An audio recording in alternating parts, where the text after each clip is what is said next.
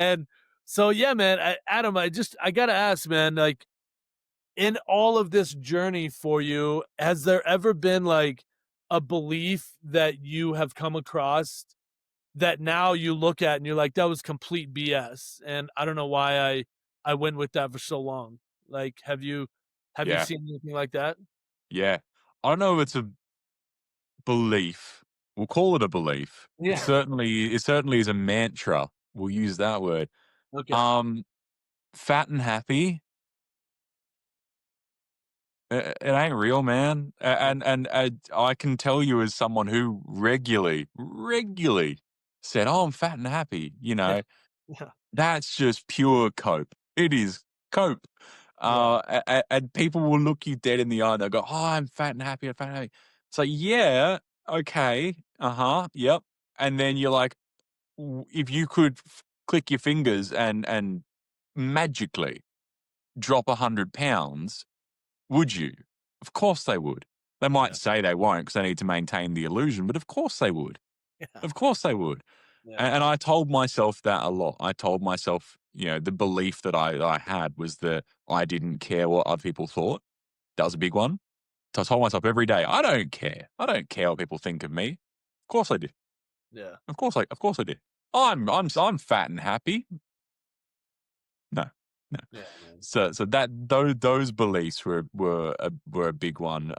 But man, the amount of kind of misinformation that's all around on the old weight loss front on the internet, you see a lot of people that throw out some stuff that really doesn't take a whole lot of research to To debunk. Yeah. no, metabolic adjustment Yeah. or starvation mode. It's like, oh really, okay. So if you just stopped eating for a month, your body would, it's like, no, you die. Yeah. Starvation mode isn't real. Yeah. There's some it's wild, but and what's wild for me is every everyone that I know has become a fitness expert when I was eating keto, and I'd wake up in the middle of the night starving because I was intermittent fasting, and I would drink MCT oil or avocado oil and for straight from the bottle, and that would keep me in ketosis. But I was in ketosis for 2 years, man. I'd test my blood and everything, um and I was just melting fat, and I was burning fat 24/7.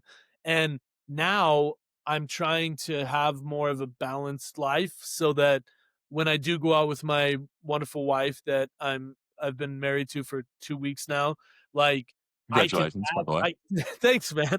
But I held myself to this higher level, and then I found her, and I was like so grateful, excuse me, that I was able to hold myself to that higher level so that I could level up and find someone at that same Yeah, level.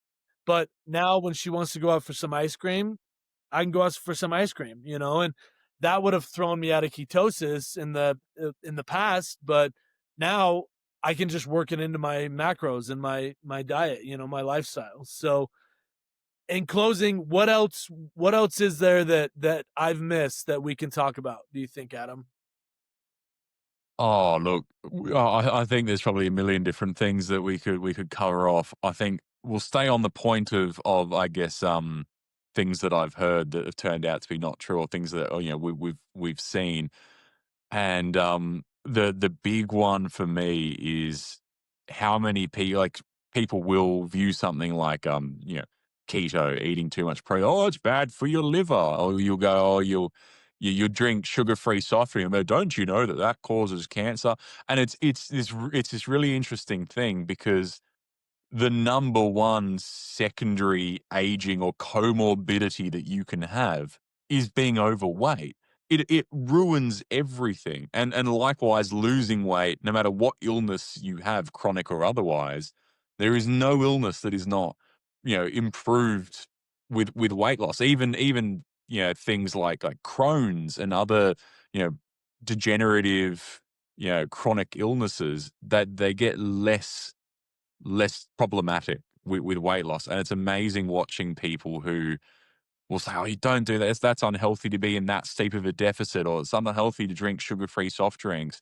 It's like, yeah, it is, but it's a lot less unhealthy than being 400 pounds, Yeah. right?